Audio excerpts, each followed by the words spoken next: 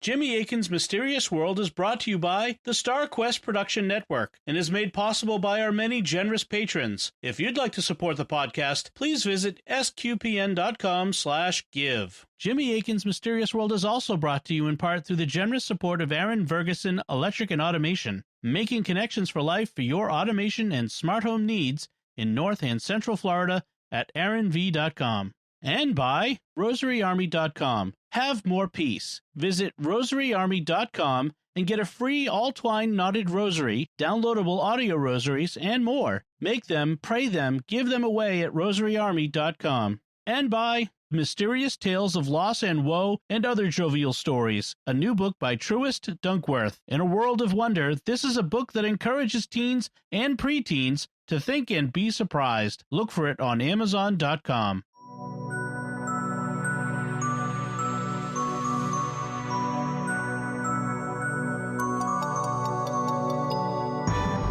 You're listening to episode 143 of Jimmy Akin's Mysterious World, where we look at mysteries from the twin perspectives of faith and reason. In this episode, we're talking about Paul Benowitz, Project Beta, and UFOs. I'm Dom Bettinelli, and joining me today is Jimmy Akin. Hi, Jimmy. Howdy, Dom. So, Jimmy, what do we need to know about today's episode? It deals with a very famous UFO story that took place in the 1980s and that had a major impact on the field of ufology. The man at the center of the case was named Paul Benowitz, and there's so much to say about his story that this will be part one of a two-parter. In this episode, we'll tell you the story as it unfolded around Paul up to a crucial turning point.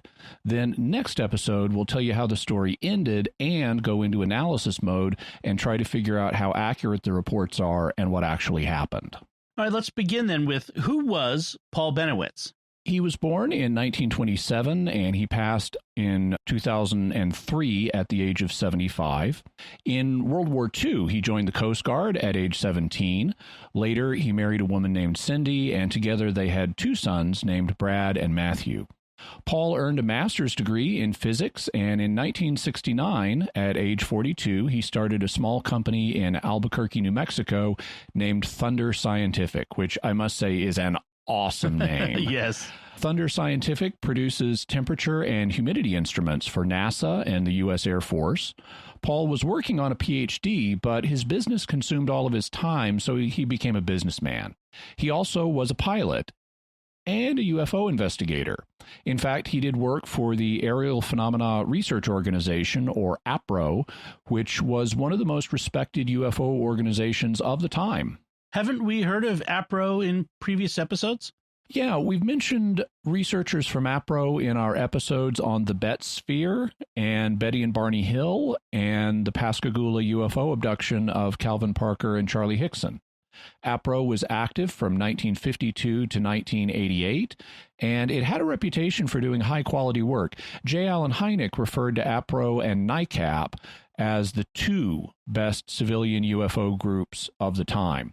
One of the reasons for APRO's high reputation is that it stressed doing scientific field investigations of UFO reports, and it had a lot of PhD consultants. Although Paul didn't have a PhD, he didn't finish it, he did have a master's in physics, and he occasionally did work for APRO. In time, he became the central figure of one of the most dramatic and controversial UFO stories of the 1980s. How did that begin? It started in 1979, but to understand how it began, we need to understand where it began, the place that Paul was living and working. Albuquerque, New Mexico is very close in proximity to Kirtland Air Force Base, and the Thunder Scientific Lab that he ran was located on the edge of the base, and the backyard of his house was just across the road from the base. Now, this wasn't a bad thing, obviously, since the Air Force was one of his principal clients, and so that made it easy to conduct business. Now, there's something you need to know about Kirtland Air Force Base. It's enormous. Do not imagine a small base that's some buildings tightly packed together. This is one of the largest Air Force facilities, and it covers 80 square miles. It even includes part of a mountain range, namely the foothills of the Manzano Mountains. And in 1979, these included the Manzano Nuclear Weapons Storage Area, which was one of 2 major nuclear weapons storage facilities in the United States. For a time in the 1950s, Manzano Mountain itself had held a presidential emergency shelter and command post in case nuclear war broke out and President Eisenhower needed to relocate there. But this shelter was closed after the invention of the H-bomb because it wasn't deep enough in the mountain to survive a thermonuclear detonation. In any event, here's how the Albuquerque Historical Society describes Kirtland AFB. Kirtland Air Force Base is surprising for its size and complexity. At 80 square miles and more than 25,000 employees, Kirtland is one of the largest installations of the U.S. Air Force. It's also one of the most complex, with 3 scientific laboratories, 2 flying organizations, a weapons depot, 2 headquarters, Air Force Safety and Systems Testing, an astronomical observatory, and the Department of Energy's biggest field office. The base's economic impact on Albuquerque totals $4 billion per year. Munition storage has a long history at Kirtland. It started in 1945 with nuclear weapons arriving at Sandia Base from Los Alamos for practice and loading unmodified B-29 bombers. In 1946, the Army began building Site Able in the Manzano foothills and activated the operation in 1950. It became Manzano Base in 1952. The work at Manzano was so secret that servicemen who worked there couldn't even tell their wives what they did. Manzano consisted of 122 igloos or magazines, 81 earth-covered bunkers, and 41 tunnels and mountainsides, and 4 plants scattered through 2,880 acres in the Manzano foothills. In 1952, the Air Force took over Manzano Base and operated the storage depot until it completed a new underground storage complex in 1990. Kirtland has 2 major flying outfits. The 58th Special Operations Wing trains 2,000 students a year from all over the world in special operations and combat rescue, helps civilian authorities with local rescues, and supplies people in airlifts during crises. The New Mexico Air National Guard 150th Fighter Wing flies and maintains F-16 Fighting Falcon jet fighters. Kirtland's best-known tenant is Sandia National Laboratories, a Department of Energy facility with some 8,000 employees, but the base is home to 2 other labs as well, 2 directorates of Air Force Research Laboratory. One includes Starfire Optical Range, an astronomical observatory in the Manzano foothills. So, big, huge base with massive nuclear stockpile and lots of highly secret stuff being developed back in 1979. Needless to say, there's lots of security. In his book, Project Beta, Greg Bishop reports, viewed from a trail through the sage and scrub brush near the Bennewitz home, the mountains start to lose their innocent look. The 50,000-volt electric double fence that rings the entire base of the hills can be seen snaking over a distant rise. Over the years, base security has found a few people tangled in the fence or crumpled next to it, electrocuted to death. In some areas, visible only when the sun is at just the right place in the sky, the mountain is covered with what looks from a distance like pieces of broken plate glass mirrors littering the hillside. In all probability, these are devices to foil satellite and aerial photography, and perhaps even ground-penetrating radar. Thus, this is a denied area, and don't mess with the 50,000-volt fence unless you want to be electrocuted. I'm guessing that the base had something to do with the start of Paul's story, so what was that? Paul had a second-story deck on his house, and in 1979, he and his wife, Cindy, noticed that there were these colored lights floating and zooming around the mountains inside the base. They were less than a mile from his house, and so he started photographing and filming them. Eventually, he got something like 6,000 feet of film. Here's Greg Bishop in the documentary Mirage Men giving a description of what Paul saw. That's the part of the base that Paul Benowitz could see. You can see the Manzano Mountain here, where all the nuclear weapons were stored. Kirtland Air Force Base is the perimeter fence.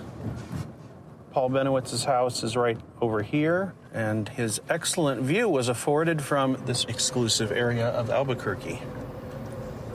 You basically have a front row seat. August, September of 1979. Paul was standing up on his deck and looking out over the roofs towards the base, and these lights he saw would probably be about half a mile away. There was always two of them. They'd lift up from the ground rather quickly and then very quickly go around, shoot that way around the side of the mountain, and then drop down behind it. And they did the same thing every time.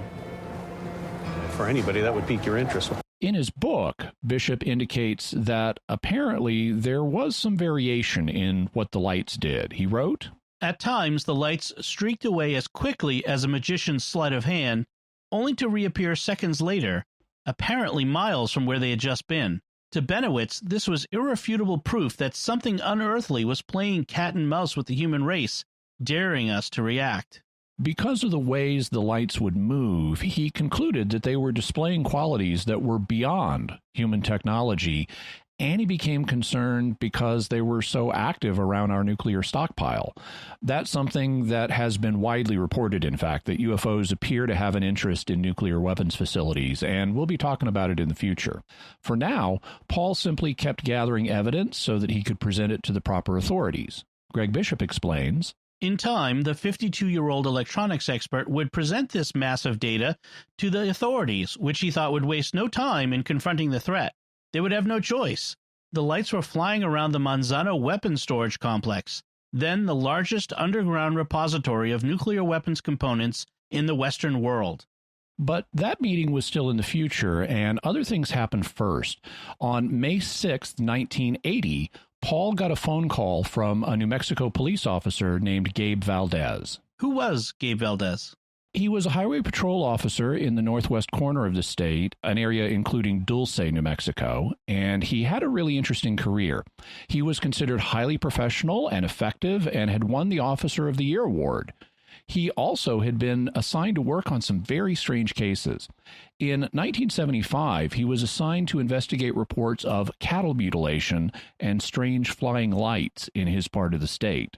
Cattle mutilation is a phenomenon that we'll discuss in future episodes. We also talked about it briefly in episode 36 on Skinwalker Ranch, where some mutilation cases took place. Basically, cattle mutilation is when a livestock animal, not always a cow, turns up dead and mutilated in a very strange way. Often the tongue, eyes, and reproductive tract organs have been removed, seemingly with surgical precision, and the animal has been drained of blood. This is often reported in conjunction with strange lights and UFOs. Needless to say, ranchers are not happy when this occurs to their livestock, and in New Mexico in the 1970s, there had been a wave of it that had the ranchers very upset, and they had been reporting the incidents to law enforcement. Gabe Valdez was one of the officers assigned to investigate, and he had some strange experiences. Greg Bishop explains, The area patrolled by Valdez had far more than its share of UFO sightings as well, lending another bizarre twist to this already weird scenario. Valdez and 3 other law enforcement officers had actually cornered one of the furtive lights in a foggy pasture late one night. In an area about the size of a football field, the cops surrounded and then approached a glowing, hovering orange light. As they closed the distance between them, the light abruptly winked out. The moonless night concealed the object as it floated just over their heads with, as Valdez says, a sound like a small lawnmower motor. On May 6, 1980, Officer Valdez was assigned to the case of a woman named Myrna Hansen, who claimed to have had a frightening experience the night before involving bright lights, herds of cattle, and strange people. Valdez had met Paul Benowitz at a conference in Albuquerque on cattle mutilation, and he knew about his UFO investigations. So he contacted him, and the two arranged for Mrs. Hansen to visit his home. Paul tried to do what he could to investigate Mrs. Hansen's story, but she was very fearful and had difficulty answering some questions, so he thought it would be best if a mental health professional was brought in. He therefore contacted Dr. Leo Sprinkle, who was a psychologist, professor, and UFO researcher for APRO. Paul paid for Dr. Sprinkle to fly to Albuquerque, and when he arrived, he placed Mrs. Hansen under hypnosis. She reported that on the night of her encounter, she was driving back to New Mexico from Oklahoma with her 8-year-old son when they encountered some very bright lights. They got out of the car to see what the lights were, and they saw that the lights were doing something to a nearby herd of cattle, which was panicking. She saw one struggling cow being levitated up into one of the lights. She also reported being abducted and given a physical examination. Were reports of alien abductions common at this time in 1980? No, this was before alien abduction reports were anywhere near as common as they are now. There had been the Betty and Barney Hill abduction in 1961, which we talked about in episodes 61 and 62. There also had been the Charles Hickson Calvin Parker abduction in Pascagoula in 1973, which we talked about in episodes 127 and 128.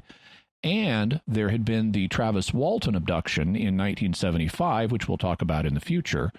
But there weren't the hundreds of abduction reports that started coming out in the 1980s and 1990s. So this was still a relatively unknown, uncommon phenomenon. What else did Dr. Sprinkle learn from Mrs. Hansen? As the hypnosis sessions progressed, Greg Bishop states that Mrs. Hansen also reported she had been taken to an underground base, had seen body parts floating in vats, received what she thought was an explanation from her captors as to what they were doing with her and what their presence on Earth meant, and finally felt that some sort of device had been implanted in her body so that the aliens could monitor and control her thoughts. So we have several new elements. The underground base with body parts floating in vats, definite involvement of aliens, and a device that had been implanted in Mrs. Hansen's body, like the alien implants we discussed back in episode 80. Paul set about trying to identify where the underground base might be, and he settled on the area around Dulce, New Mexico, up in Officer Valdez's territory. There were a lot of reports of strange lights and cattle mutilations up there. More dead and mutilated animals were being found almost weekly on Gabe Valdez's patrol, which centered on the small town of Dulce, New Mexico. Dulce is basically a crossroads on a minor state highway with a general store and a gas station, and sits on the edge of the Jicarilla Apache Indian Reservation, surrounded by thousands of square miles of high-altitude, mountainous scrub and forest.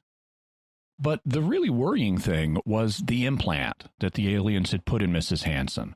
If they were putting such monitoring and control devices in the people they were abducting, what was their overall goal? By degrees, Bennewitz began to suspect that this area was the site of an underground alien base and that the extraterrestrials who occupied it were slowly taking over the power structure of the U.S. military, the American government, and ultimately the world. He became convinced that the cave-like facility that Myrna Hansen had described was located here, and that the alien beings were using it as a central location from which to conduct reconnaissance, abduct and implant human victims, and perform cattle mutilations. As a result, Paul began to take precautions to protect himself, his family, and Mrs. Hansen. On June 3, 1980, Leo Sprinkle rang the doorbell, and after a long pause, Bennewitz appeared, toting a pistol on his hip and a rifle in his right hand. He told me that the aliens could come swarming over the walls at any minute. He needed to protect himself, his family, and Hansen, the aliens' prized possession. Because of the tension and increased paranoia, a strained hypnosis session followed. After this session didn't go well, Paul then brought in another UFO expert and hypnotist, Dr. James Harder of UC Berkeley, who had hypnotized Charles Hickson back in 1973. Together, they tried to develop a protocol to block any transmissions that might be going to and from the implant in Mrs. Hansen, and eventually they found one that they thought worked. Transmissions also were something that Paul had been looking for around Kirtland Air Force Base. In addition to the strange lights he was filming above the Manzano Mountains nuclear stockpile on the base, he also began intercepting strange coded radio transmissions, which he believed were connected to the lights. So then what did Paul do? He tried talking to people he knew on the base about what he was finding, but they thought he was likely just seeing helicopters doing maneuvers. That didn't fit the way that the lights behaved because they did things that exceeded the capabilities of helicopters. So he decided to go directly to base security and talk to its commander, Colonel Ernest Edwards. Edwards assigned the case to Special Agent Richard Doty of the Air Force Office of Special Investigations, or AFOSI. Agent Doty didn't know anything about the strange lights over the base, but he was concerned about strange transmissions, and he arranged to meet with Paul at his business, Thunder Scientific Labs. He was impressed enough that he arranged a follow-up visit to Paul's home to see the setup that he was using to film the lights and monitor the transmissions. On this visit, he was accompanied by physicist Lou Miles, the chief scientist and director of the Kirtland Test and Evaluation Center, who would be aware of the research projects that were going on at the base. When Doty and Miles made their reports to their superiors, the Air Force was concerned enough that they called Paul back and had him come in and make a personal presentation about his findings. 15 days later, early on the morning of November 10th, 1980, Bennewitz drove onto the grounds of Kirtland with his photos, films, and recordings in hand, ready to make his best presentation to the Air Force brass. As Bennewitz stepped into the meeting room, he was introduced to Base Commander Brigadier General William Brookshire, 4 colonels, 2 AFOSI men, including Base AFOSI head Major Thomas Shea, and a couple of scientists from the Air Force Phillips Weapons Lab. So they brought in some really impressive people for this meeting. The key officers were very interested in and concerned by Paul's pictures and recordings, and Paul suggested that he continue his investigations on behalf of the Air Force. He also asked if they could fund his research, which thus far he'd paid for out of his own pocket. At the end of the report on the meeting with Paul, AFOSI head Major Shea wrote, "At the conclusion of the presentation, Dr. Bennewitz expressed an interest in obtaining financial assistance from the U.S. Air Force in furthering his investigation regarding these objects. Dr. Lehman advised Dr. Bennewitz to request a U.S. Air Force grant for research. Dr. Lehman advised Dr. Bennewitz he would assist him in filling out the proper documents." And reportedly, Paul did later receive a grant for $75,000 from one of the agencies on the base to investigate the strange signals he was picking up. So the Air Force and the agencies on the base were taking what Paul had to say seriously? They weren't necessarily convinced by his whole story, but they had been encountering some strange things on their own, although Paul didn't know about them, and he only learned about them later. What kind of things were happening? Greg Bishop explains, The AFOSI had its own problems. Out on a routine patrol near the Manzano complex just after midnight on August 9th, 1980, 3 guards saw a bright light descend to the ground in Coyote Canyon, in an area that is not visible to anyone outside the complex. The guards contacted Sandia Labs Security Control, which sent one of their patrols out to the site.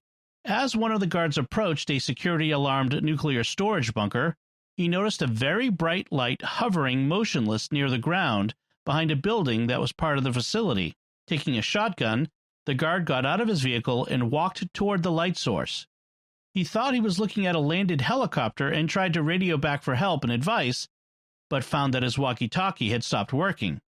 He crept closer to confront the intruder and realized that the light was actually a round, disc-shaped object hovering motionless just a few feet off the ground. Just as he was about to shout out a warning, the object shot straight up and was lost to view in seconds. And this was just one of several such incidents that happened in August and September of 1980. The public eventually learned about them through Freedom of Information Act requests, and today the files are known as the Kirtland documents. There also was a major, much more public incident that happened. On August 13th, 4 days after the first Kirtland UFO sighting, every radar facility in the Albuquerque area had completely shut down at the same time, from 4:30 in the afternoon until 10:15 that night. Military, civilian, every single radar tower in the area was down, and the backup systems didn't kick in like they were supposed to. Like the old horror story of the babysitter getting threatening calls from inside the house, the Defense Nuclear Agency, who had jurisdiction of security over the area because of the nuclear material stored there, called in to tell Kirtland that they had triangulated the signal and the hostile jamming was actually coming from somewhere inside the base, near the Coyote Canyon area. Base police were sent out to search the remote canyons and arroyos, but found nothing. At 10:16 p.m., all radar suddenly went back to normal. So the radar was out for like almost 6 hours with no explanation found when they investigated. So between strange lights and saucer-like craft appearing inside the base and a mysterious vanishing something that jammed all military and civilian radars for hours, the Air Force was very well aware that something bizarre was happening, and it wasn't unreasonable for them to ask Paul, with his scientific and technical background, to help investigate it. What about APRO? How were they involved? Paul brought in other experts like Dr. Sprinkle and Dr. Harder, and he was the local point man on the investigation. He kept the leaders of APRO, a Tucson, Arizona couple named Coral and Jim Lawrenson, up to date on his findings and theories. In fact, as Greg Bishop explained, he urged Lawrenson to release his findings on the alien invasion, quote, to all available investigators and other UFO organizations and news services, end quote. He was now certain that the alien abductors were recruiting an army of totally mind-controlled humans who were unwittingly gathering intelligence and waiting for the signal to lay down the red carpet for their masters. However, it appears that the Lawrensons weren't as convinced that an alien invasion was underway. Instead, Jim Lawrenson apparently thought that Paul was investigating a real phenomenon, just not one that was as imminently threatening as he thought. You mentioned that Paul had begun detecting transmissions of some kind. What can you tell us about those? They were coming from the same part of Kirtland AFB where he was seeing the strange lights over at the Manzano Mountains, and Paul thought that they were connected. He started noticing patterns in these transmissions, and so he decided to see if he could decode them. To do that, he decided to try using one of those newfangled devices, a home computer. Greg Bishop explains, perhaps the deluge of data Paul was getting could be handled better by a computer. In the early 80s, random access memory was measured in kilobytes, and processor speed squeaked by in the double or even single-digit hertz range. Bennewitz built many of his own computers and wrote the software as his needs changed. Now, instead of calculating circuit resistance or budget estimates for Thunder Scientific, he needed to figure out something that had never been seen by civilian eyes. He set himself to the task, and in a few months he had the beginnings of a pattern. The starting point that Paul used for this decryption is actually a common one among cryptanalysts. The principle is to think about the nature of the message you're trying to decrypt and what words or phrases will be likely to be common in it. Then you try to match what you'd expect to be the most common and most unique words to patterns in the text and see if it starts making sense. This is a very common technique, and it's often quite successful. For example, in July of 1969, the Zodiac Killer, who we'll be discussing in the future, sent a 408-character cipher to 3 newspapers in the San Francisco area. The cipher was quickly cracked by a husband and wife team in Salinas, California. The way they did it was by thinking about the words a murderer was likely to use in an encrypted text. They decided that he was likely to use words like I, because he was an egomaniac, and kill, because that is what he was clearly obsessed with. They then started looking for patterns that could fit those words, and suddenly the entire cipher opened up for them. In the same way, Paul decided to look for terms that aliens might be using in connection with their ships. He didn't know what language they were speaking, but he reasoned that he didn't need to know that, since whatever their language was, they'd already translated their words into electronic signals. What he needed to do was match their signals to English words, and as long as the resulting translation made sense, it didn't matter what the sounds they were making in their own language were. Can you give a parallel to how that kind of translation might work with Earth languages? Sure, this is kind of like the way Chinese and Japanese writing works. A single character can correspond to one sound in Chinese and a different sound in Japanese, but it can still represent the same concept. For example, in Mandarin, the word for the concept person is ren, while in Japanese, the word for person is jin. But both of these are written with the same character, which looks kind of like a wishbone or an upside-down V. As a result, if a Japanese speaker is reading a Chinese text, he can spot the word that means person even if he's never studied Mandarin. And about 70% of the words in written Chinese and Japanese can be recognized by speakers of the other language. The text still seems a bit scrambled and somewhat difficult to understand because of the differences in the two languages and their grammar, but the gist can be figured out. And what concepts did Paul start trying to find patterns for in the transmission? Based on the nature and activity of the craft he was seeing, he started looking for patterns that might represent concepts like UFO, spaceship, alien, and abduction. And soon, Paul started getting translations that made sense. At first, they were very rough, as you would expect, but they improved with time. They were never perfect, of course, just like the differences between spoken Chinese and spoken Japanese will always make written communication between speakers of those languages seem weird.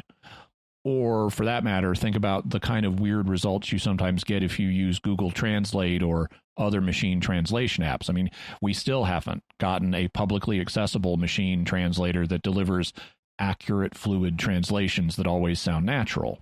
But Paul's method did get to the point that he felt he was understanding enough of what the aliens were saying in the transmissions that he decided to do something I would have strongly counseled against. Before we find out what that is, I do want to take a moment to thank our patrons who make this show possible, including Tim L., Michael M., Daniel T., Christopher B., and Benjamin H. Their generous donations at sqpn.com/give make it possible for us to continue Jimmy Akin's Mysterious World and all the shows at StarQuest. Now's a great time to become a StarQuest patron, thanks to a generous gift from a StarQuest supporter. When you start a new Patreon monthly pledge at sqpn.com/give, the first 3 months will be matched by an equal amount from our donor. So if you become a new patron at $10 a month, after 3 months, our donor will give $30 to StarQuest to support all our shows, including this one, making your gift go even further. So if you've been thinking of becoming a StarQuest patron, now's the time. Visit sqpn.com/give today. Jimmy Akin's Mysterious World is also brought to you in part through the generous support of Aaron Vergessen Electric and Automation, making connections for life for your automation and smart home needs in North and Central Florida at aaronv.com.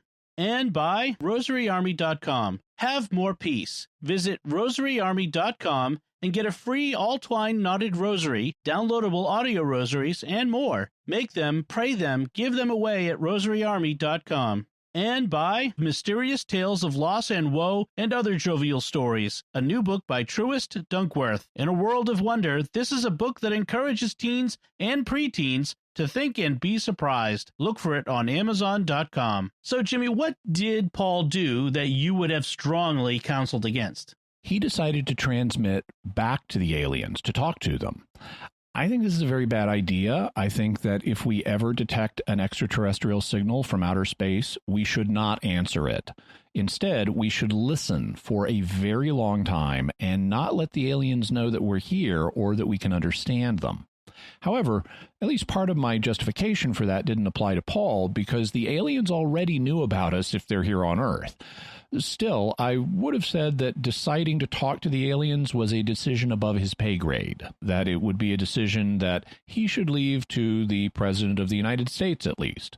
As it turns out, Paul later sent a report to President Ronald Reagan in which he explained why he decided to talk to the aliens. He defends the decision this way. It is important to note that the initial implementation of the computer communications was not instigated for the purpose of talking to one of the aliens for the fun of it, but was deliberately instigated to use as a tool to study, in depth, long-term and without the need for physical confrontation, both the strengths and weaknesses of the alien. So he wanted to speak to them so he could learn more about them, including getting a sense of what we were up against and what vulnerabilities they might have that we could exploit. And the aliens were willing to talk. In fact, Paul later said that the aliens modified his translation program to make it better so they could communicate more clearly. It still was difficult, though, perhaps because of the differences between the alien language and English, or even the difference in the way the aliens conceptualize the world, since, they would have a different evolutionary history and brain structure than we do. For example, here's one of the messages that Paul's computer decoded from the transmissions. Victory. Our bases obtain supplies from the starship metal. Time is yanked. Time is yanked. Message. Hit star using rejuvenation methods. Got us in trouble. Sick sky. We realize telling you all might help you. That's a bit disjointed, and it could well be that not all of the words are being translated accurately, but some of it's just as intelligible. Their bases obtain supplies from a metal starship. Time is yanked message might mean that time is short, and they have a message for us. The fact that time is yanked is repeated twice could be for emphasis. Even in many Earth languages, we repeat things for emphasis. Like if I said to you, time is short, I have a message. The message then seems to involve something hitting a star or some kind of rejuvenation method, but the bottom line is that they got themselves in trouble and they realized that telling us might help. Paul also learned other things from the messages, like 8 of their saucers had crashed on Earth and that their race on their home planet is dying. Eventually, Paul established a video link with the aliens and got images of them. These included several different types of aliens, including some that looked very alien, some that he described as humanoids, so they looked at least somewhat like us, and interestingly, some that looked like beautiful Homo sapiens. One of the things that Paul had become convinced of was that the aliens were putting implants in the people they abducted. Was there any physical evidence to bear this out, like we talked about in episode 80 on alien implants? Yeah, Paul had Myrna Hansen examined. She was the woman who first came to him reporting the abduction. He called Special Agent Richard Doty, who he was seeing so often that the two had become personal friends, and Doty arranged for her to be examined on Kirtland AFB. Greg Bishop explains, Myrna Hansen was taken here for questioning at least 3 times after Bennewitz had told the Air Force of her plight. At Bennewitz's request, Doty arranged for Hansen to be x-rayed at the Lovelace Center to locate the implant that Bennewitz was sure was embedded near the base of her skull along the spinal cord.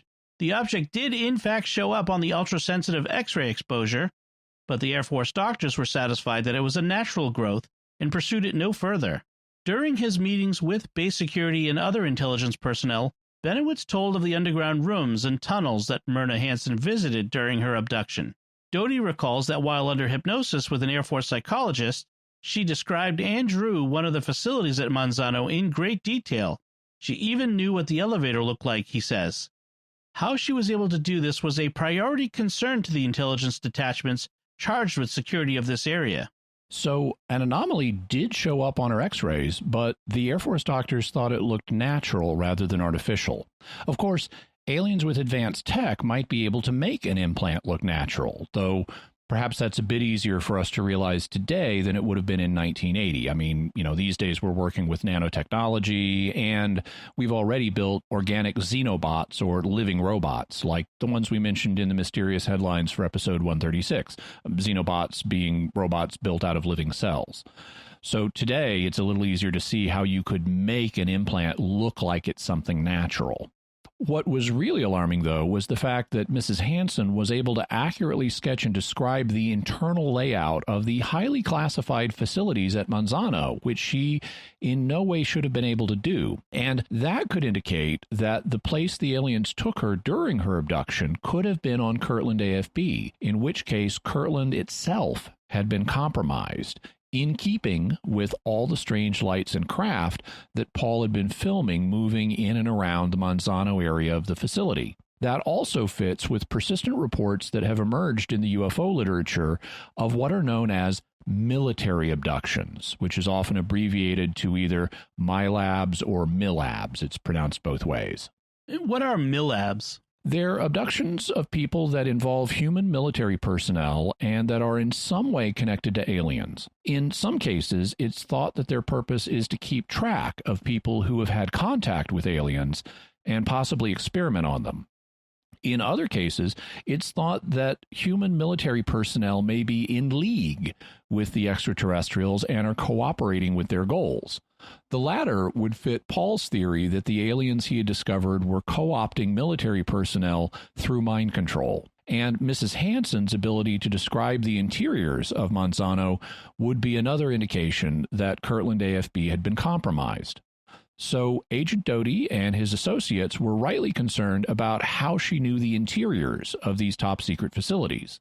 And Agent Doty wasn't the only person Paul was involved with. Late in 1980, APRO director Jim Lawrenson asked another UFO researcher to pay a visit to Paul. And who is that?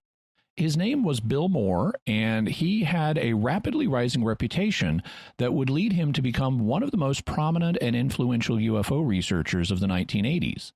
In 1979, he and Charles Berlitz had co-authored a book called The Philadelphia Experiment, about a reported Navy experiment involving invisibility that went horribly wrong in 1943. And yes, we'll be talking about the Philadelphia Experiment in the future. Even more relevant to his reputation as a ufologist was the fact that in 1980, he and Berlitz co-authored the book The Roswell Incident, which was the first book on the subject, and it caused Roswell to come roaring back into public consciousness after being largely forgotten for decades. You can listen to episode 49 if you'd like to hear a summary of my present thought on Roswell, though I'm always doing more research. With famous books like The Philadelphia Experiment and The Roswell Incident under his belt, Bill Moore's star was on the rise, and he lived in Arizona, which is right next to New Mexico, so APRO director Jim Lawrenson asked him to head over to New Mexico and talk to Paul Benowitz and see what the merits of different parts of his investigation might have. And what did Bill Moore conclude when he talked to Paul? They had quite a number of conversations over time, which would suggest that Bill was quite interested in what he had to say. Then, in the late summer of 1981, Bill came to Paul's business for a rather dramatic meeting in which he gave him a document. The document had been written almost a year before, and Bill had gotten it from his own sources in the Air Force, and it concerned Paul. The document is now known as the Aquarius document because it mentions something called Project Aquarius. Greg Bishop reports Bill Moore saying the following. I went to his office at Thunder Scientific and told Paul that we needed to talk somewhere where we couldn't be overheard, said Moore. He suggested that we go into one of his office supply closets. Following his covert operations training, but now using it to his own advantage, Moore picked up a radio, took it into the 5-by-8-foot room, plugged it in, and turned it up loud to foil any possible listening devices. He handed the Aquarius document to Bennewitz and waited for him to read it. He started practically jumping up and down, saying that finally he had the proof that the Air Force was taking him seriously. Moore moved closer and, speaking inches from Bennewitz's ear, said, Paul, you'd better be very careful with what you do with this. Use it for your own research, but otherwise just sit on it. So Bill wanted Paul to know about the Aquarius document that he had received, but he thought Paul should keep this fact to himself. Let's talk about the Aquarius document. Who wrote it and what did it say? The document came from the 7602 Air Intelligence Group in Fort Belvoir, Virginia.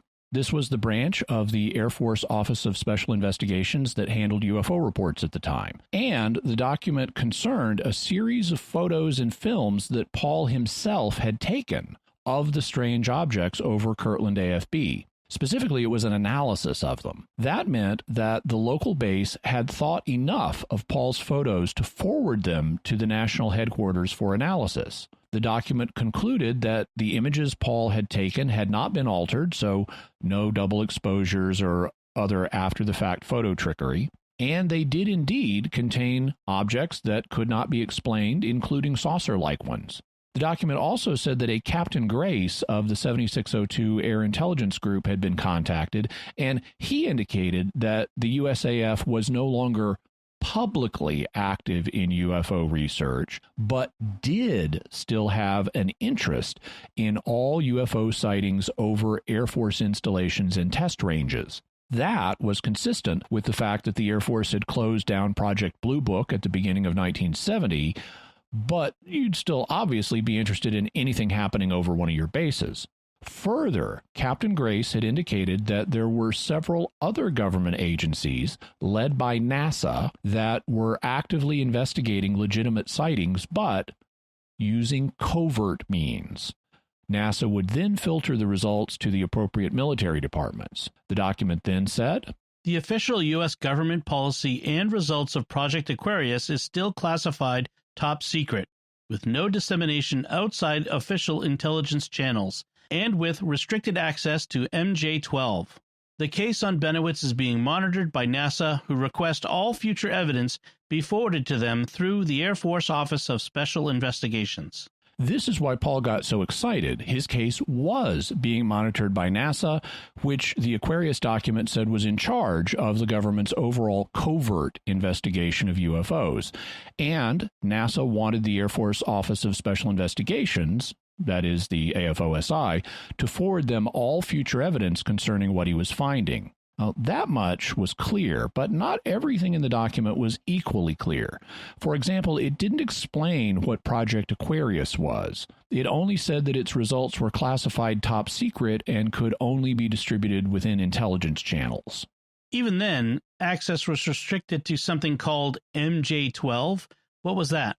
Nobody, including Paul and Bill, knew the significance of that at the time, but MJ-12, also known as Majestic 12, would play a major role in future ufology. Greg Bishop explains, Here, near the bottom of this wordy message in late 1980, was the very first time anyone had seen a reference to the idea of a suspected government group called MJ-12 that controlled UFO information. Of course, no one suspected at the time the colossal role that this idea would play in 1980s and 90s ufology, and it eventually spread beyond its confines to become a cultural mainstay.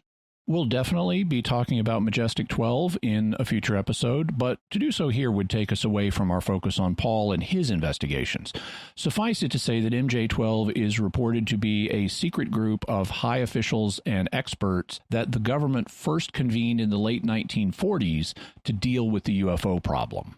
The Aquarius document may have been reassuring to Paul, but didn't it also have a frustrating aspect? Yeah, early in 1980, he had begun writing to his two senators in Washington, trying to alert them to the dangerous things he was finding out. At first, they seemed to take what he was saying seriously, but then they stopped doing that as if someone got to them. Then, in December of 1981, after he received the Aquarius document, Paul wrote President Reagan, but all he got back was a letter from a colonel in the Pentagon giving the standard reply that they sent everyone about UFOs, namely an explanation of the fact that Project Blue Book had been shut down and the Air Force was no longer investigating this. Greg Bishop notes, To Paul Benowitz, this was patently ridiculous. He was smack in the middle of what he saw as a very high-level investigation of an alien invasion, and the AFOSI was taking his reports for evaluation. Various AFOSI agents were keeping in touch with him and listening to his stories.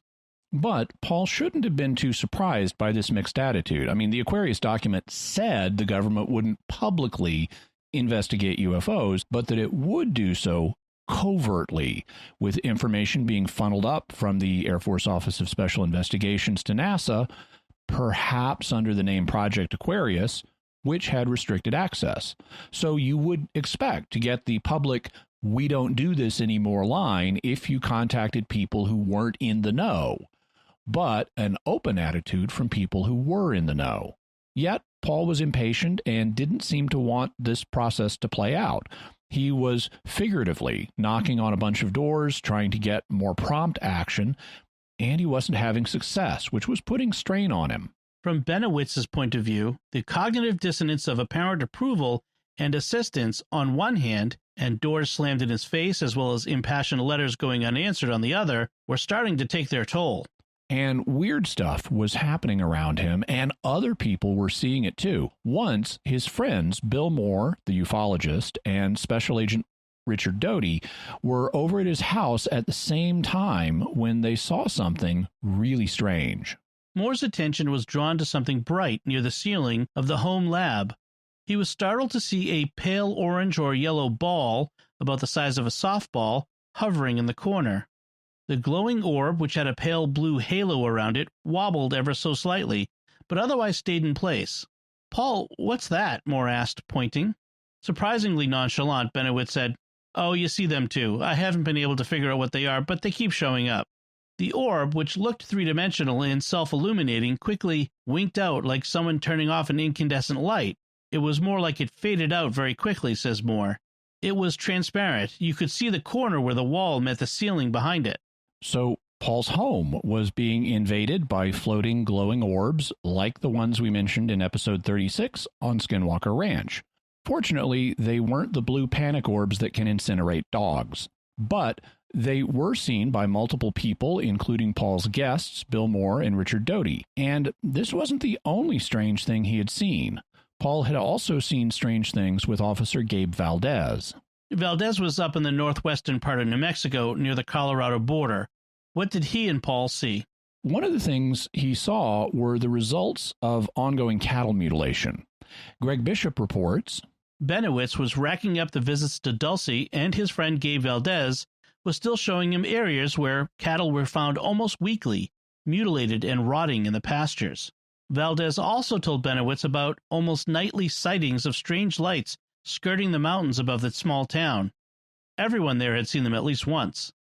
Bennewitz and Valdez took many nighttime trips in the Highway Patrol cruiser along bumpy back roads to try to find and follow these enigmatic lights. Valdez even showed him the local spook light, a faint bluish glow that hovered over an abandoned graveyard. And we'll be having future episodes on spook lights, including the famous Marfa lights and others. What was remarkable in this case was one of the steps that Officer Valdez took to try to eliminate natural explanations for what the local spook light might be. Valdez had the power shut off in Dulce one night to see if the phenomenon was simply reflected light from somewhere in town. He discovered it wasn't, and then promptly caught hell from outraged residents who were watching a championship fight at the same time. Bill Moore recalls seeing this light with Valdez one night as well, and recalled that when they attempted to approach it, it simply went out. Paul also was a pilot, and so he took a private plane up to the Dulce area that Officer Valdez patrolled. He took lots of aerial photos, including, in particular, an area known as Archuleta Mesa, where many of the phenomena had been reported. Here's how Paul's friend, Special Agent Richard Doty, described how Paul became involved with the Archuleta Mesa area. Paul actually thought that these UFOs had to be coming from some other place. So Paul on his own went up to Archuleta Peak, which is up in northern New Mexico, around Dulce, New Mexico. And he did his own investigation, basically. Dulce and Archuleta Peak area had a superstition for many years, way before we were ever involved. There were strange lights and strange stories about that area coming from the Indian tribe that lives up there. The local tribe, by the way, are the Jicarilla Apaches, and Paul was convinced by what he saw in his aerial overflights that this is where the UFOs that were visiting Kirtland must be coming from. When Bennewitz returned to Albuquerque, he told his Air Force contacts, Richard Doty, Tom Shea, and Ernest Edwards, about his trips out to Dulce and his suspicions that the alien base he had learned about in Myrna Hansen's hypnotic regressions was probably located there. So he had a plausible site for where the underground alien base was in the Dulce, New Mexico area around Mount Archuleta. With all of his overflights of Dulce, did he find anything of particular interest? He got pictures of what he thought was part of the alien base, things like a large dome and vents coming out of the ground where they shouldn't be in the Jicarilla Apache Reservation. Then, in mid to late 1985, Bennewitz was on another of his countless reconnaissance trips to Archuleta when he spotted something on one of the remote slopes. As he banked and descended for a better look, he thought he could see burned trees and what looked like a crashed aircraft. He brought the little monoplane around for another look and snapped a few pictures. When developed in his home darkroom, they revealed a sort of delta-winged craft broken into two main sections. This discovery obviously fascinated Paul and sparked him to even more activity. You'll recall that he had evidence that there was some kind of human-alien collusion going on and that this relationship had gone bad. Based on what he was able to find out, he concluded that the weird-looking downed aircraft was actually human-built. It was a human-built nuclear-powered aircraft, maybe based on alien tech, that we had built and flown near the alien base as a show of what we're capable of. But the aliens shot it down to teach us a lesson. And since it was nuclear-powered, he couldn't go out and approach its wreckage on foot for fear of radiation contamination. In his overflights, he used a scintillator, a device for detecting uranium deposits, and got excess radiation readings over the site. Eventually, someone cleared away the wreckage, and Paul was able to make a ground-level visit to the site. By then, the radiation he had detected was gone, but they did find broken trees and plants and a huge gouge in the soil. How did Paul think we needed to deal with the alien presence and the fact that they were shooting down human-built craft now that the relationship had soured? He drew up a plan describing what he thought needed to be done, and he named this Project Beta. Nobody is sure why he picked that name, as he never mentioned a Project Alpha, but maybe he had an idea for a Project Alpha and then scrapped it in favor of Project Beta. In any event, he drew up a multi-page memo and mailed it to President Ronald Reagan, New Mexico's 2 senators, Senators Pete Domenici and Harrison Schmitt, who, by the way, was an astronaut, as well as APRO and various UFO investigators. In it, he described the course of his investigation and his assessment of the current situation. Among his more alarming findings were a case history of an encounter victim in New Mexico, which led to the communications link and discovery that apparently all encounter victims have deliberate alien implants along with obvious accompanying scars. The victims' implants were verified by X-ray and CAT scan. 5 other scar cases were verified. The reason for the implant is multiple for both language or communication by thought. There is apparently no language barrier with thought, and also for complete, absolute control by the alien through program, by their beam or direct contact. If this has happened to the military, I need not elaborate as to the possible consequences. The victim's switch can be pulled at any time, and at the same time they are walking cameras and microphones if the alien chooses to listen in with the use of their beams. No classified area of endeavor in the U.S. is inviolate under these conditions. However, realize the scars, barely visible, can be seen. All are exactly located and all are accessible by X-ray. If a person states he or she has communicated by thought with an alien, he or she most likely has been implanted. They may also claim to be overly psychic and be able to prove this, again through the link transplant. He or she is given the information by the alien and does not realize. And this is reasonable. Even today, in 2021, we have rudimentary machine telepathy, as we've talked about in previous episodes, and it should only improve in the future. So, don't trust people who have been implanted, as the aliens can spy through them and totally control them if they want. Concerning the aliens themselves, Paul estimated that there were at least 2,000 aliens on Earth, and likely more, and that more were on the way. They also apparently all have implants, kind of the way we all have smartphones, today. They're just really useful. Very important was what he learned about their psychology from his communications link with them. It is important to note at the outset that the alien is devious, employs deception, and have no intent of any apparent peacemaking process, and obviously does not adhere to any prior arranged agreement. In truth, they tend to lie. However, their memory for lying is not long, and direct comparative computer printout analysis reveals this fact. Therefore, much drops through the cracks, so to speak, and from this comes the apparent truth. Most importantly, the alien will exhibit tendencies for bad logic, bad by Earth logic comparison, so they are not infallible. In point of fact, they appear to have many more frailties and weaknesses than the normal Homo sapien. Psychologically, at present, their morale is down, near disintegration. There is pronounced dissension in the ranks, even with the humanoids. Because of the aliens' small numbers, weaknesses, the fact they're not infallible, and that there's dissension and disagreement in the alien ranks, Paul thought that we have a real chance against them, and we need to strike quickly. I doubt there is an immediate or total cure, per se. However, they must be stopped, and we have to get off dead center before we find time has run out. They are picking up and cutting, as the alien calls it, many people every night. Each implanted individual is apparently ready for the pull of their switch. Whether all implants are totally effective, I cannot predict, but conservatively, I would estimate at least 300,000 or more in the U.S., and at least 2 million, if not more, worldwide have been implanted. Weaponry is one of the keys, and in the alien's present state, we can prepare an effective offense. Paul then offered an analysis of the alien systems and countermeasures we could use against them. Among his recommendations was damming the river that served as the alien base's water supply, forcing them into an even worse situation and likely forcing them to abandon their bases in their vehicles. But he noted that we would need a weapon capable of penetrating their defense screens, and Paul believed he was in a position to provide one, having developed a prototype at his company using more than $200,000 of his own money. The weapon must penetrate their screen, and it must also penetrate the ground. I believe I have that weapon. 2 small prototypes have been funded and constructed by my company. Tests conducted to date indicate that they work, and work rather well considering their small size.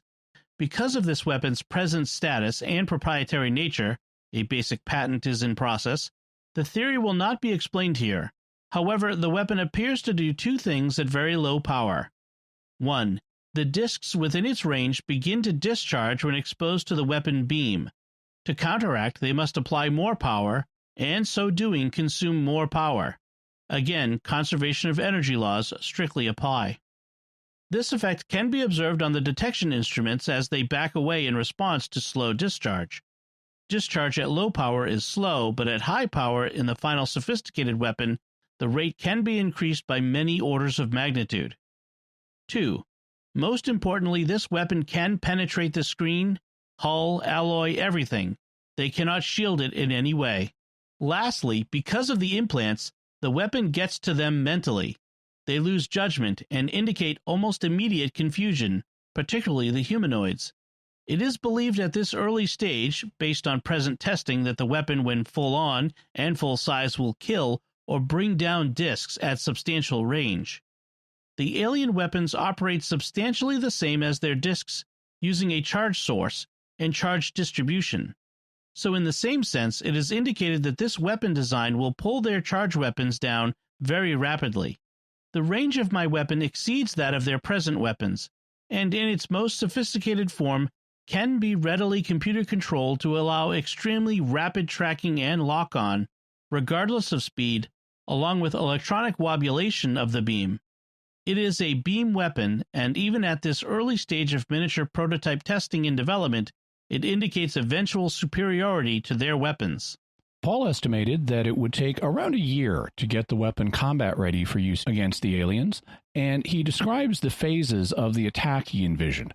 We won't go through them here in detail as they're quite extensive. Paul really thought them through, but you can read the Project Beta document in the book by Greg Bishop that we'll have a link to.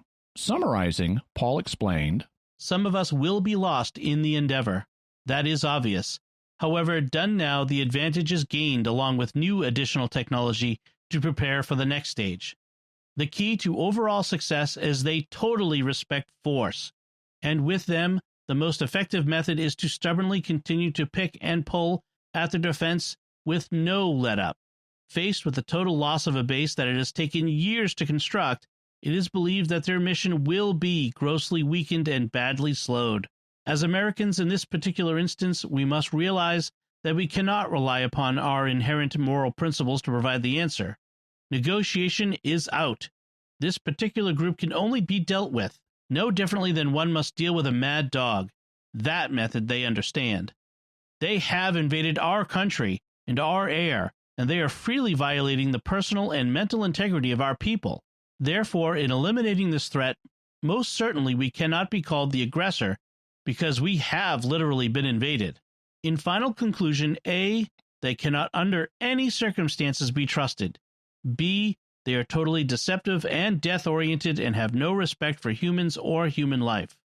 C, no negotiation, agreement, nor peaceful compromise can be settled upon in any way. D, no agreements signed by both parties will ever be adhered to nor recognized and respected by the alien, though they might attempt to make us believe otherwise. E, absolutely no quarter can be allowed under any circumstances. Once the offense is instigated, it cannot be abandoned. If it is, reciprocal reprisal will immediately result. They must be made to come down, destruct themselves, which is a standing order if the ship is failing, or to leave Earth immediately. No leeway of any kind can be allowed nor tolerated. So that's what Paul recommended to President and Commander-in-Chief Ronald Reagan, an all-out attack to drive the aliens off Earth. Jimmy, where do we go from here? Next episode, we'll tell you the rest of the Paul Benowitz story. Were he and the Air Force able to covertly thwart the alien invasion back in the 1980s? Has it been covered up and hidden from the public all this time? What role did the elite Army fighters known as Delta Force play in what happened? And what was the terrible price that Paul Benowitz himself paid? Jimmy, as we wait for next week, what further resources can we offer to the listener to examine? Well, unless you want spoilers, don't check these out, but we'll have a link to Greg Bishop's, don't check them out till next week, but Greg Bishop's book on Project Beta, Gabe Valdez's son's book on Dulce Base, documentary about Paul Benowitz, also web pages on Paul Benowitz, Dulce Base, Kirtland Air Force Base, the Albuquerque Historical Society's page on Kirtland AFB, and an article on the Aerial Phenomena Research Organization, or APRO. Also, we'll have a link to some fan art that I've been meaning to share that's been sent in by fans of Jimmy Akin's Mysterious World. Well, let's talk about some of that fan art first, as we discuss in our mysterious feedback. Our first feedback comes from Rachel M., who sends an email. She says, while listening to episode 99, Our Lady Vakita of Jimmy Akin's Mysterious World, to celebrate the Nativity of the Blessed Virgin Mary back in September, I felt inspired to create this very mysterious fan art. My classmates in the lay master's program at Notre Dame Seminary in New Orleans appreciated this little painting so much that I made prints to share with them. You can imagine how much a bunch of theology grad students appreciate your critical thinking model. That's extremely flattering, Rachel, and her fan art is really awesome. She did an acrylic painting on canvas that has really kind of sparkly quality, and I can understand why her friends would like it enough to want duplicates of it, to get prints of it. It's because it's really well done. She was very kind, and she sent me the original, and so I have it here in my home office. And in fact, if you watch me on Catholic Answers Live, you can actually see it over my left shoulder. I've put it on one of my bookcases next to the photo of my wife in her wedding dress. And so you can check it out there. But also, we'll have a link to a really nice image that Rachel sent of the picture, along with some of the prints that she made for her friends. So you can check that out at jimmyakin.com.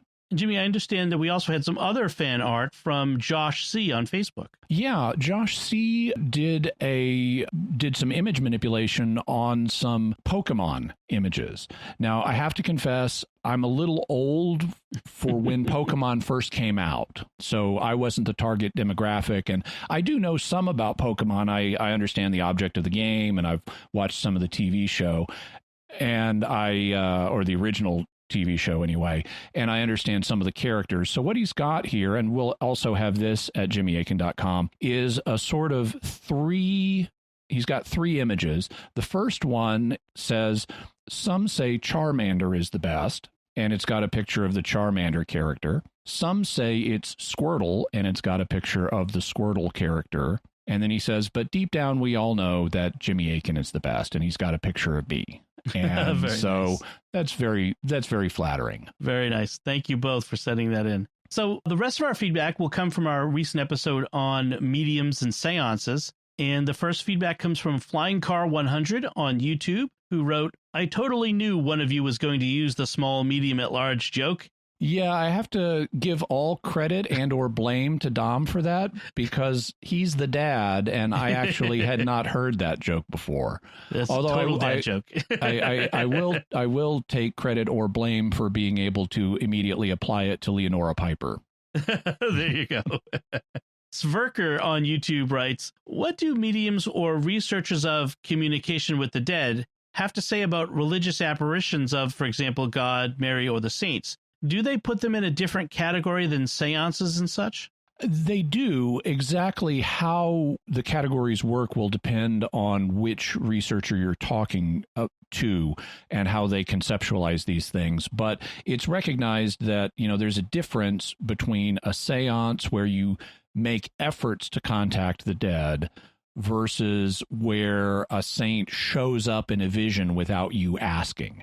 And they do use, or someone else, doesn't have to be a saint. And these are called, they use the same term that we do for when someone shows up when you didn't ask. They call those apparitions. And one of the studies that was done, one of the major fields of study that was done at the very beginning of modern parapsychology was of what are called crisis apparitions. Crisis apparitions are when, let's say, someone is in trouble or dying or has just died and they appear to you. Like maybe your father is dying and you don't know it, but your father appears to you in a dream or a vision as that's happening. And so because these tend to be reported when the person appearing is in a crisis, they're called crisis apparitions. And we'll definitely be talking about them in the future. Eben4 on YouTube writes, very enjoyable episode. Since consulting mediums is immoral and forbidden, would that also mean that study of mediums is immoral because it requires them to be consulted? Seems that way to me. Well, I think it's a little more complex than that because there can be testing and study of forbidden things that's done in a moral way. For example, in the Old Testament, we have the famous contest between Elijah and the prophets of Baal. And the purpose is to show who is God. Is it Yahweh that Elijah worships, or is it Baal that his prophets worship? And so what they do is they have a sort of dueling sacrifice competition. The idea is we're gonna slaughter the animals, and whichever God answers by consuming the sacrifice with fire, that's the one who's really God. And so the prophets of Baal kill their animals, and then they invoke Baal to please answer by fire and consume the sacrifice, and nothing happens. And they start whipping themselves up and getting into a frenzy and cutting themselves and stuff like that to really reach out. Meanwhile, Elijah is mocking them. He's one saying, of my favorite lines. Yeah, he's saying, and this will get translated a little bit differently in different Bibles. You know, maybe your God is on a trip, or maybe your God is asleep, or something like that. Why don't you get even louder?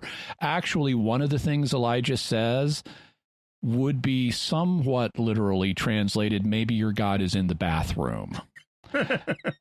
It's not exactly taking a trip. And so this is presented as and then after the prophets of Baal have worn themselves out, Elijah kills his ox and has water dumped all over it. So it's wet, going to make it even harder. And then whoom, fire comes down from heaven, and it's immediately obvious who the real God is.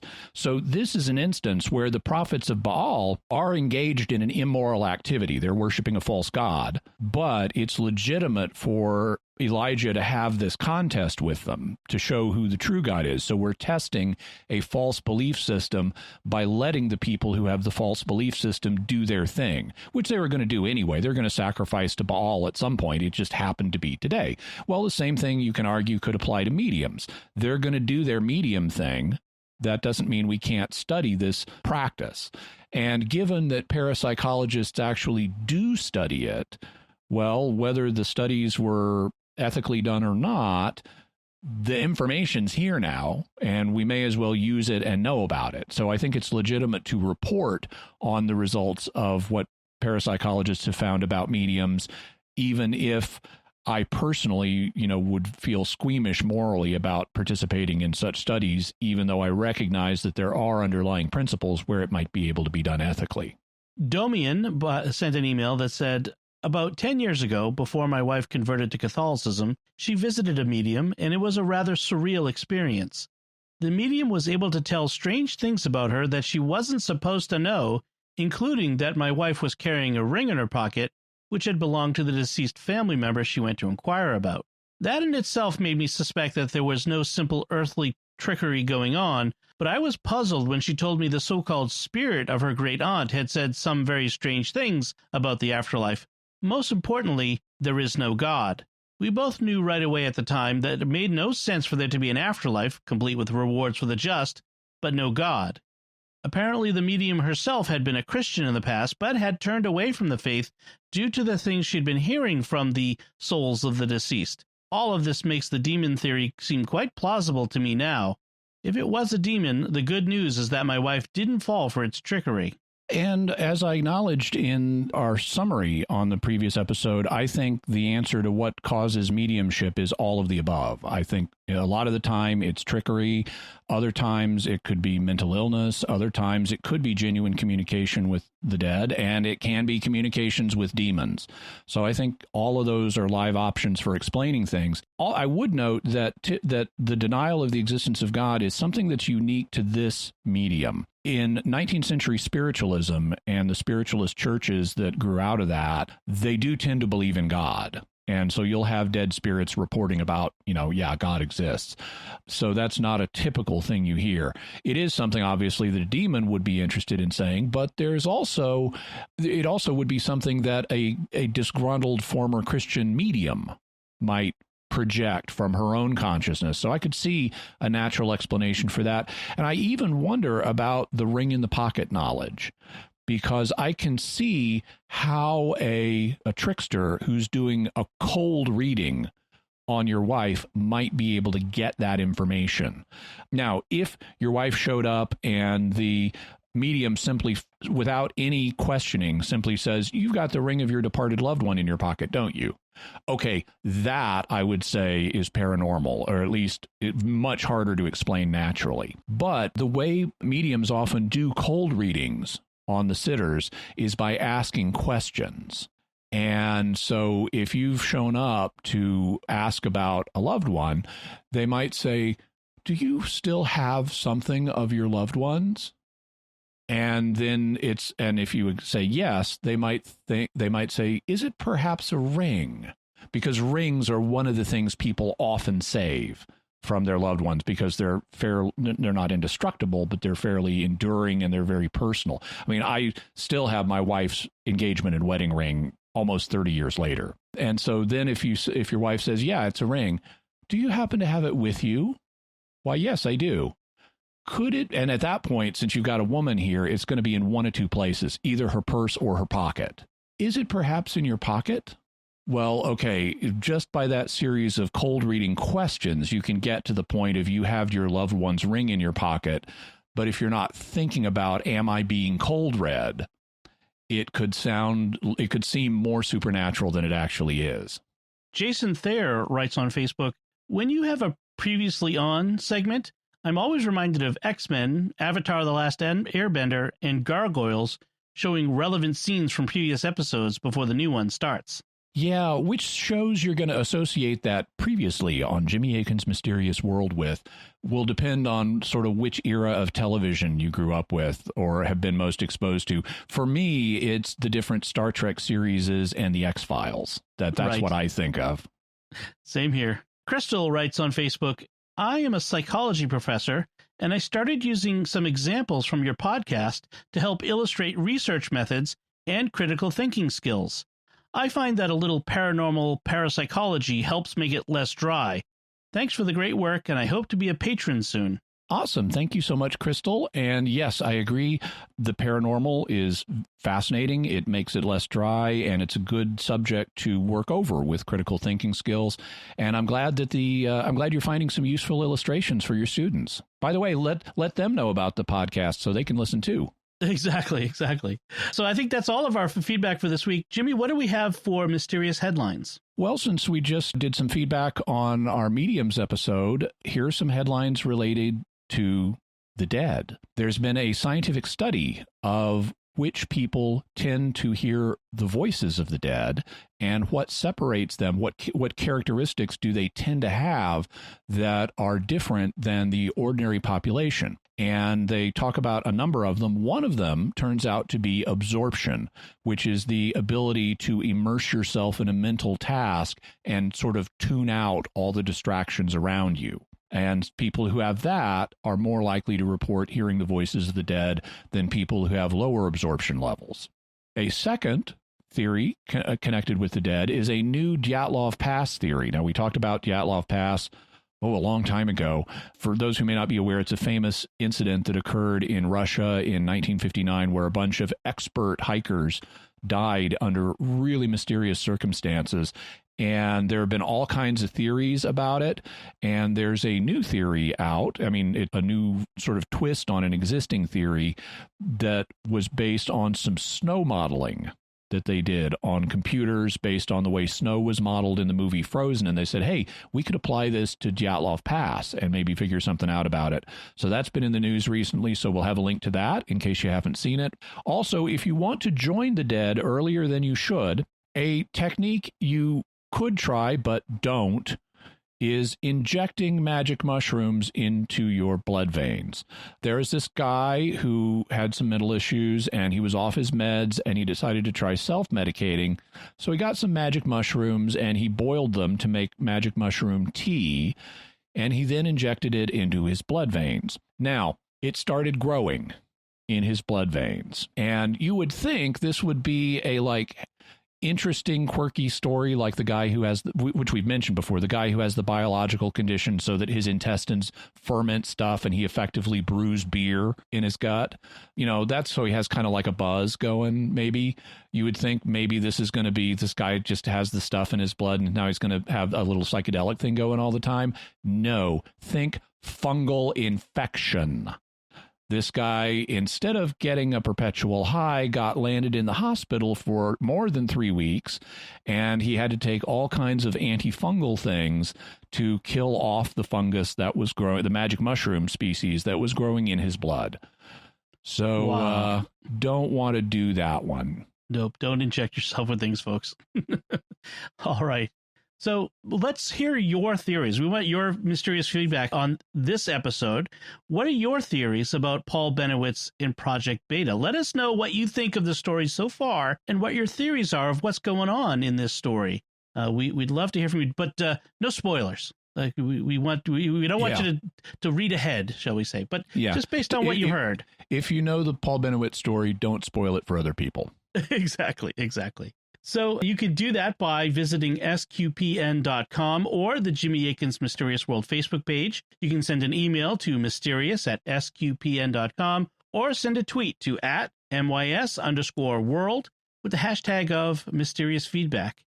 So, Jimmy, what's our next episode going to be about? Next episode, we'll tell you the end of the Paul Benowitz story and go into analysis mode to figure out what really happened. Were they able to stop the alien invasion that he feared? Has it been covered up all this time? Why did the Air Force call in the Army's Delta Force? And what was the huge price that Paul Benowitz personally paid? All right. So, folks, be sure to check out the Mysterious World bookstore at mysteriousworldstore.com for links to all the books and videos that Jimmy mentions in the show, not just this one, but all the shows. You can find links to Jimmy's resources from our discussion and links to those mysterious headlines on our show notes at sqpn.com/mysterious. And remember, to help us continue to produce the podcast, please visit sqpn.com/give. Until next time, Jimmy Akin, thank you for exploring with us our mysterious world. Thanks, Dom. Once again, I'm Dom Bettinelli. Thank you for listening to Jimmy Akin's Mysterious World on StarQuest.